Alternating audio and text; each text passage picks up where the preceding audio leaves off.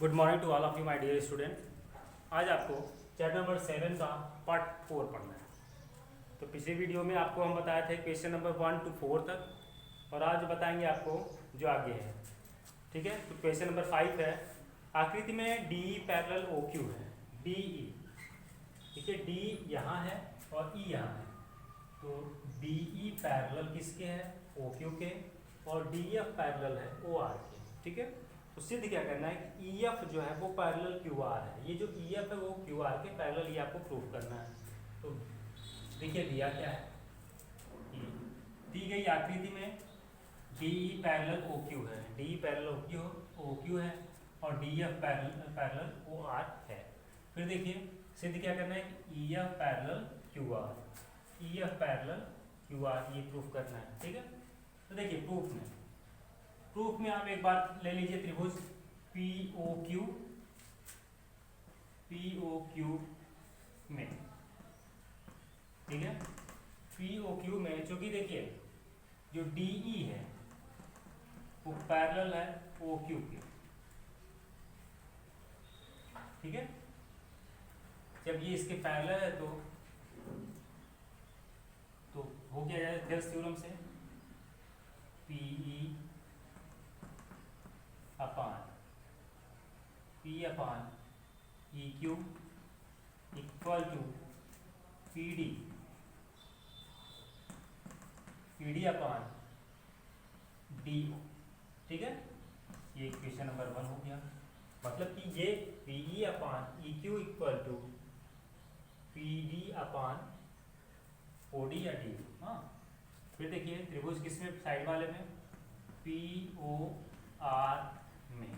P O R में क्या है, उसमें क्या है कि जो डी एफ है वो पैरेलल किसके है, ओ आर के। ठीक है, जो डी एफ है वो पैरेलल ओ आर के है, इसलिए क्या हो जाएगा, ये क्यों हुआ, बाई थेल्स थ्योरम ना। फिर देखिए अब आगे वो क्या जाएगा कि जो पी डी है, P D upon D O या O D equal to P F. ठीक है, P F upon F R, ये हो जाएगा। ये क्वेश्चन नंबर 2 हो गया। अब आगे आप देखिए कि समीकरण 1 व 2 से, 1 व 2 से क्या हुआ, 1 व 2 से अब देख लीजिए आप, यहाँ पे P E upon E Q equal to P D upon D O, फिर यहाँ पे P D upon O D equal to P F upon F R. तो यहाँ से देखिए ये दोनों सेम है, इसलिए ये इतना बराबर इतना हो जाएगा। तो P E upon E Q equal to P F upon F R. ठीक है, अब देखिए P E upon E Q equal to P F upon F R. अब देखिए अब इससे क्या हुआ, थेल्स थ्योरम क्या है, इधर ये पैरेलल ये है तो ये इतना अपान इतना इक्वल टू इतना अपान इतना, तो उसी का अपोजिट हो जाएगा। पता क्या हुआ, ये इतना दिया हुआ है तो इसलिए क्या हुआ, इसलिए जो आपका ई एफ है पैरेलल क्या हो जाएगा, क्यू आर। ठीक है, ठीक, नोट करिए। तो ये हुआ क्यों, थेल्स प्रमेय के विलोम से, थेल्स प्रमेय के विलोम से।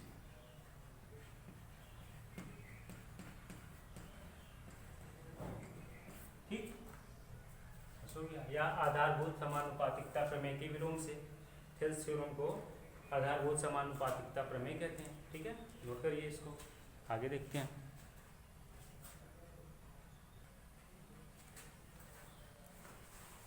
यार बच्चों क्वेश्चन नंबर 6 देखिए, 5 तो हो गया, 6 देखिए, आकृति में क्रमशः O P O Q O R पर बिंदु ए बी सी इस प्रकार स्थित है कि A B parallel P Q और AC पैरेलल PR है तो सिद्ध करना है, दर्शाइए कि BC पैरेलल QR है। मतलब कि OP, OQ, OR पर बिंदु ABC क्रमशः इस प्रकार स्थित है कि AB पैरेलल PQ और AC पैरेलल PR है। तो हमको प्रूव करना है BC पैरेलल QR है। ठीक है, यही प्रूव करना है। यहाँ जो दिया हुआ है मतलब दी गई आकृति में क्रमशः बिंदु की त्रिभुज में जो भुजा त्रिभुज PQR की भुजाएं हैं और उसके अंदर ये OP, OQ और OR है। तो उस पर स्थित बिंदु क्रमशः ABC हैं, वो इस प्रकार स्थित हैं कि AB पैरेलल PQ और AC पैरेलल PR है। ठीक है, हमको प्रूफ करना है कि BC पैरेलल QR। तो देखिए हम कौन सा त्रिभुज ले रहे हैं, हम ले रहे हैं त्रिभुज POQ। ठीक है, त्रिभुज POQ।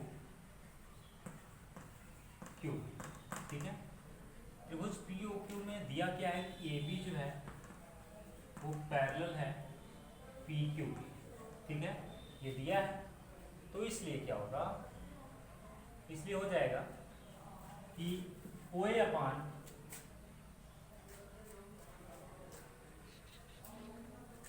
ठीक है OA upon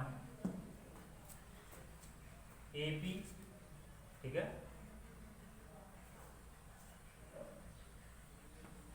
OA upon AP equal to OB upon BQ। ये 1 हो गया बाय थेल्स थ्योरम। ठीक है, फिर देखिए ट्रायंगल POR में, ट्रायंगल POR में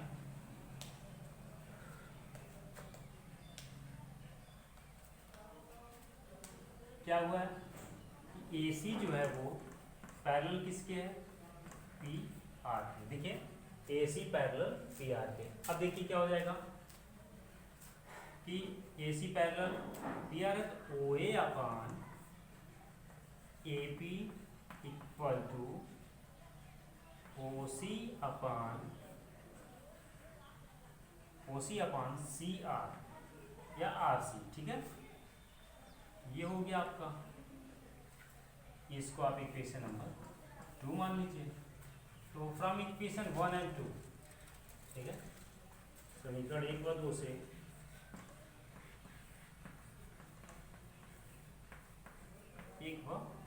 ठीक है, 1 व 2 से देखिए यहाँ पे AP अपान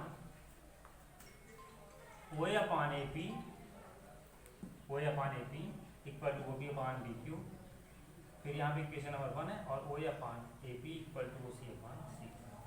तो वो क्या जाएगा, OB upon BQ equal to OC upon CR। ठीक है, देखिए OB upon BQ equal to OC upon CR। अब देखिए आधारभूत समानुपातिकता प्रमेय के विलोम से। ठीक है, अब देखिए यहाँ पे थेल्स प्रमेय के विलोम से, थेल्स प्रमेय के विलोम से। ठीक है, थेल्स प्रमेय के विलोम से। अतः अब आप क्या लिखते हैं, अतः BC पैरेलल क्या हो जाएगा, QR। क्योंकि क्या होगा, प्रूव हो गया, यही हमको प्रूव करना था क्वेश्चन नंबर 6 में। ठीक है, नोट कर लीजिए।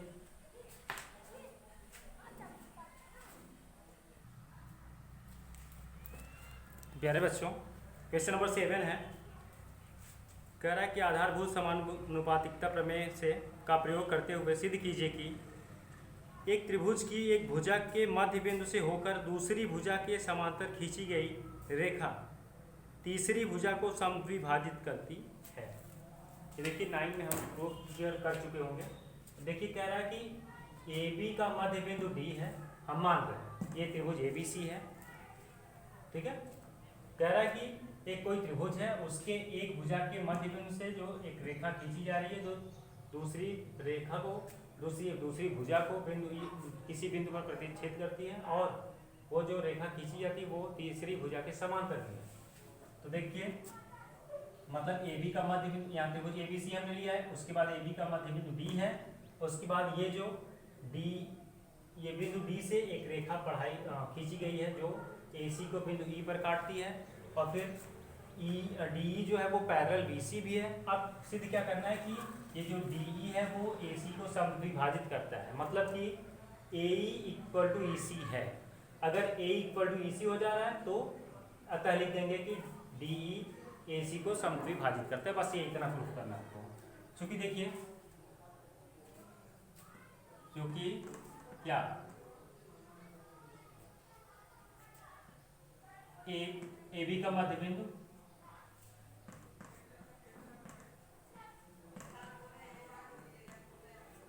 डी है, इसलिए A D equal to B D. ठीक है, तो यहां देखिए, इसलिए क्या हो जाएगा, A D upon B D equal to, ठीक है, तो A D upon B D के स्थान पे हम ए डी लिख दे रहे हैं, तो ये कट गया, इक्वल टू 1 हो जाएगा। ठीक है, तो A D upon B D equal to 1 आ गया।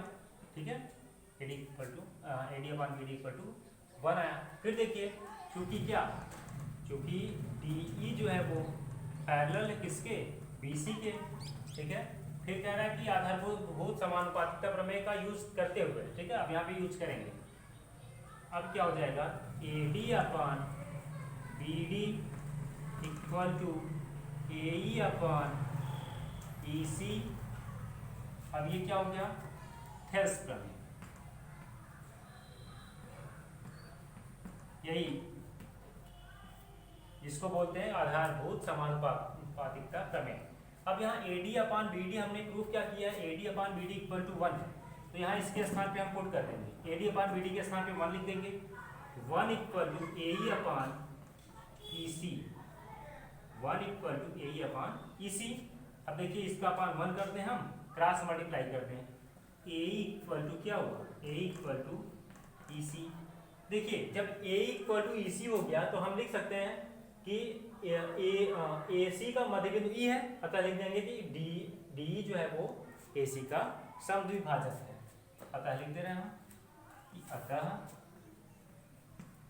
अतः भुजा डी ए सी का समद्विभाजक है, या ए सी को समद्विभाजित करता है।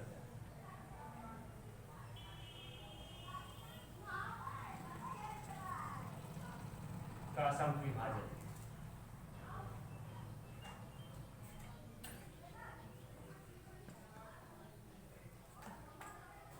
ठीक है, प्रूफ।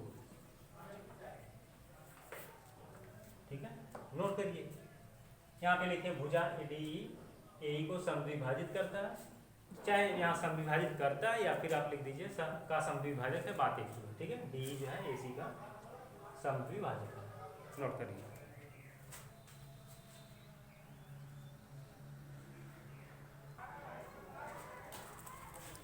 प्यारे बच्चों, क्वेश्चन नंबर 8 देखिए, कह रहा है कि आधारभूत समानुपातिकता प्रमेय का विलोम का प्रयोग करते हुए सिद्ध कीजिए कि एक त्रिभुज की किन्हीं दो भुजाओं के मध्य बिंदुओं को मिलाने वाली रेखा त्रिभुज और तीसरी भुजा के समांतर होती है। ठीक है, किसी त्रिभुज की किन्हीं दो भुजाओं के मध्य बिंदु को मिलाने वाली रेखा तीसरी भुजा के समांतर एवं उसकी तीसरी भुजा के समांतर होती है। ठीक है, तो यहाँ पे त्रिभुज ए बी सी हमने लिया है, तो कह रहा है कि, और देखिए, दो भुजाओं के मध्य बिंदु, यहाँ पे ए बी और ए सी के मध्य बिंदु हमने क्रमशः डी और ए लिए हैं।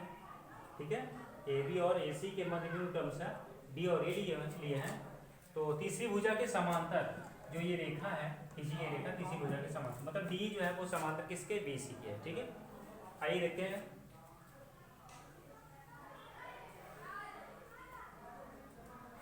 क्योंकि देखिए, बिंदु डी ए बी का मध्य बिंदु,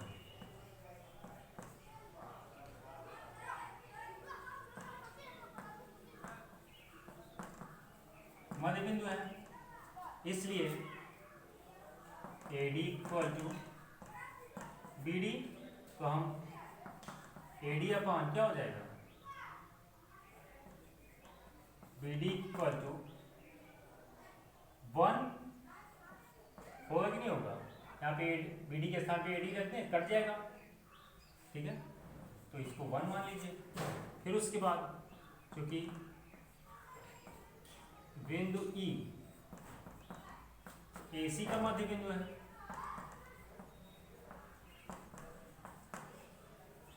ठीक है, ए सी का मध्य बिंदु है, तो इसलिए सब वही ए इक्वल टू ई सी, ठीक है। तो इसलिए ए E upon E C equal to 1 हो जाएगा, ठीक है। क्वेश्चन नंबर 2 हो गया। अरे भाई ए डी ए ई है, ए ई अपान ई सी है, तो ए ई सी के स्थान पे हम ए लिख देंगे तो कट जाएगा, तो 1 आ जाएगा। समीकरण 1 व 2 से, समीकरण 1 व 2 से, 1 व 2 से क्या हुआ कि A D upon B D जो है, A D upon B D equal हुआ ए ई अपान ई सी की, ये हो गया। अब यहाँ देखिए, अब आप लिख दीजिए आधारभूत समानुपातिकता प्रमेय के विलोम से। यहाँ लिखिए आधारभूत समानुपातिकता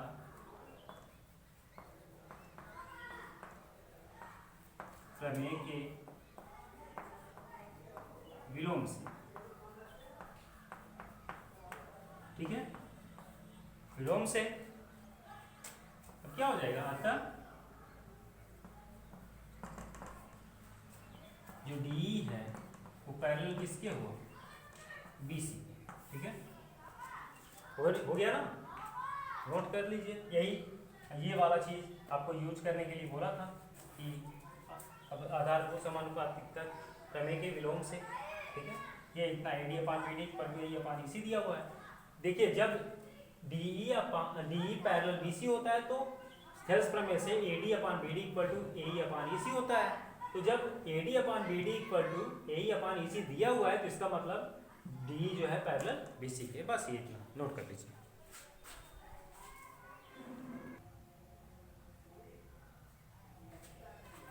प्यारे बच्चों, क्वेश्चन नंबर 9 है कि ए बी सी डी एक समलंब है जिसमें A B parallel C D है और इसके विकर्ण परस्पर ओ बिंदु पर प्रतिच्छेद करते हैं, ठीक है। तो दर्शाना है कि O upon O B equal A O upon B O equal to C O upon D O, ठीक है।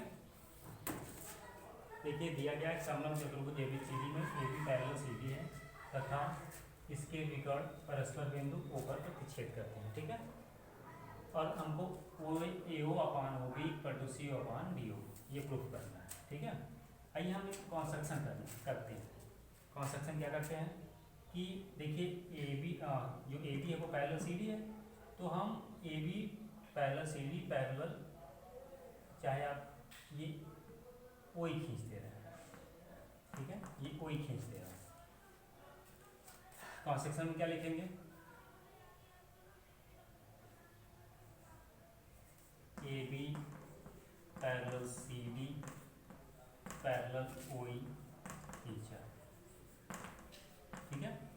अब आइए आप प्रमाण में लिखिए, किसमें, त्रिभुज ए डी बी लिखिए, चाहे डी ए बी, ठीक है। लिखिए त्रिभुज किसमें, चलिए त्रिभुज ले लीजिए ए डी सी में, त्रिभुज ए डी सी में ओ ई जो है वो पैरेलल है सी डी के, ठीक है। ये ओ ई पैरेलल सी डी है, तो देखिए ए ई अपान ई डी, देखिए ए E upon E D equal to A O अपान सी, ठीक है। चलिए ये क्वेश्चन नंबर 1 किससे, बाई थेल्स थ्योरम,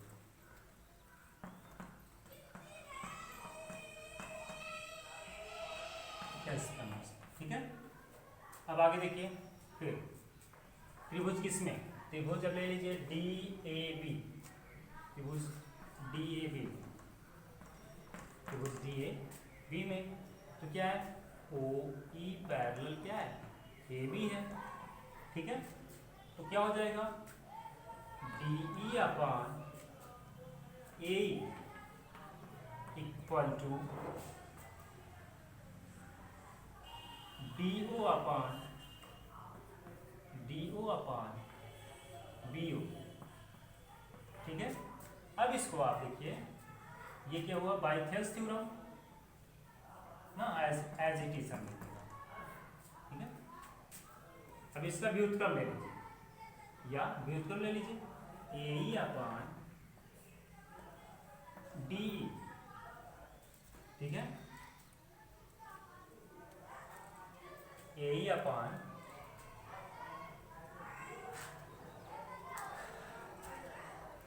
अपॉन तो आप ए अपॉन डी या फिर ई डी लिखिए, E D equal to A B O upon D O, ठीक है। इक्वेशन नंबर इसको आप 2 ले लीजिए, तो लिखिए समीकरण 1 व 2 से, 1 व 2 से, ठीक है। समीकरण 1 व 2 से देखिए क्या हो रहा है कि ये A E upon E D है equal to A O upon O C है, फिर यहाँ पे A E upon E D है equal to B O upon D, तो समीकरण 1 व 2 से क्या हो जाएगा, A O upon C O equal to B O upon D O, ठीक है। अब आप इसको इधर लेते आइए, क्रॉस मल्टीप्लाई करके इसको उधर लेते आइए, या लिख सकते हैं हम A O upon B O equal to C O upon D, ठीक है। यही प्रूफ करना था, यहाँ से ये प्रूफ हो गया, ठीक है। नोट कर लीजिए, कुछ करना नहीं है, एक बार हमने ये क्रॉस सेक्शन कर दिया, A B parallel C D parallel O E खींच दिया, उसके बाद तो थियर्स थ्योरम से इतना त्रिभुज ए डी बी में D upon A equal to D O upon B O, ठीक है। फिर उसके बाद त्रिभुज पहले वाले में ए डी सी में हमने लिया है, तो यहाँ A upon E D equal to O A upon C O, ठीक है। तो यहाँ पे ये सब इतना प्रूफ हुआ है, उसके बाद ये आपका यहाँ पे प्रूफ हो गया है, ये सब इतना शुरू से करते हुए चले आइए, ठीक है, बारी बारी से, उसके बाद नोट कर लीजिए।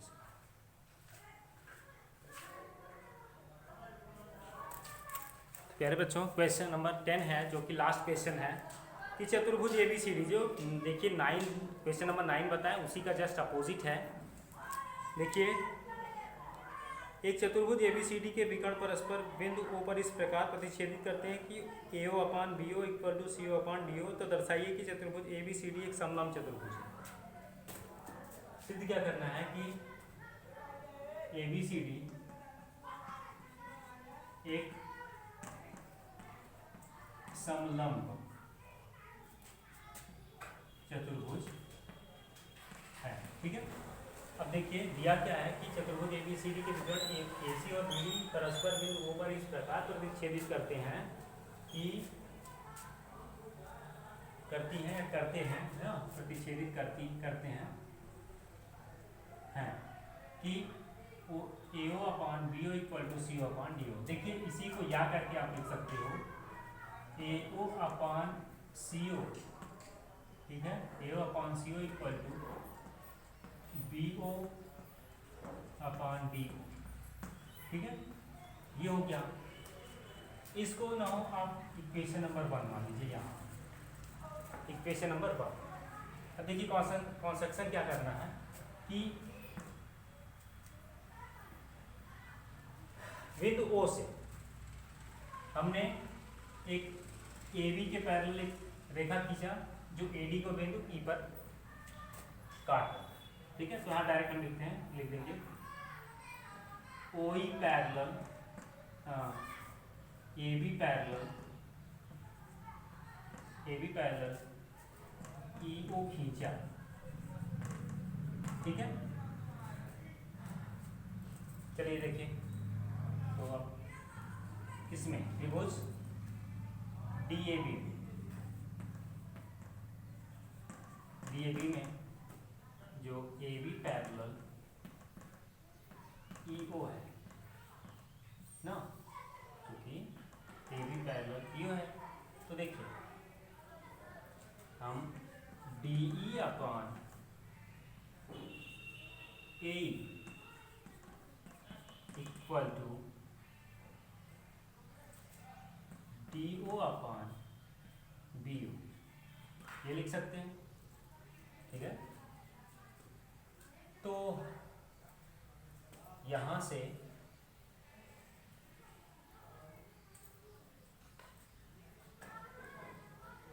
इसको आप न हो, चलिए इसी देखिए AE अपॉन उल्टा करें D equal to BO upon D, ठीक है, इक्वेशन नंबर 2 हो गया। इसको हम अपोजिट कर देंगे, ठीक है। अब देखिए समीकरण 1 व 2 से, समीकरण 1 व 2 से, 1 व 2 से देखिए समीकरण 1 व 2 से इसका भी उत्क्रम लिए हैं ये वाला। देखिए यहाँ पर भी OB upon OD BO upon DO है, यहाँ पे BO अपॉन DO है, तो ये वाला लेफ्ट हैंड साइड वाला दोनों इक्वल हो जाएगा, ठीक है। तो लिख सकते हैं AE upon D equal to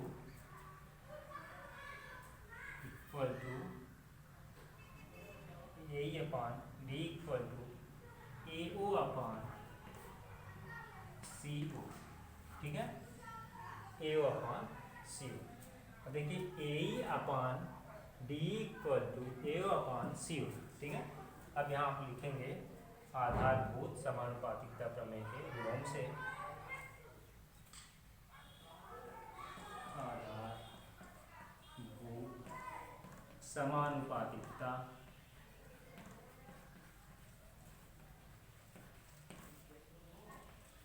प्रमेय के विलोम से, ठीक है, क्या हो जाएगा। अब देखिए आधारभूत समानुपातिकता प्रमेय से, तो ये जो EO है वो पैरेलल क्या हो जाएगा DC, ठीक है। इसको आप मान लीजिए 3, ठीक है। और उसके बाद रचना से EO है पैरेलल क्या है या AB जो है पैरेलल EO है, इसको 4 मान, ठीक है। समीकरण 1 को समीकरण 3 व 4 3 और 4 से, ठीक है। तो देखिए ये इसके पैरेलल है रचना से और ये इसके पैरेलल है यहाँ 4 से, तो समीकरण 1 से 3 व 4 से हो गया EO parallel DC parallel AB, तो या लिख सकते हैं AB पैरेलल CD, ठीक है, AB पैरेलल CD। अब जब AB पैरेलल CD अतः लिख देंगे, अतः क्या ABCD एक समलंब चतुर्भुज ABCD एक समलंब चतुर्भुज है, यही प्रूफ करना, ठीक है। या देखिए आज एक्सरसाइज ये खत्म हो गई है 7.2, आप इसको लगा लीजिए। अब आगे नेक्स्ट वीडियो के साथ आपसे मिलते हैं। Thank you.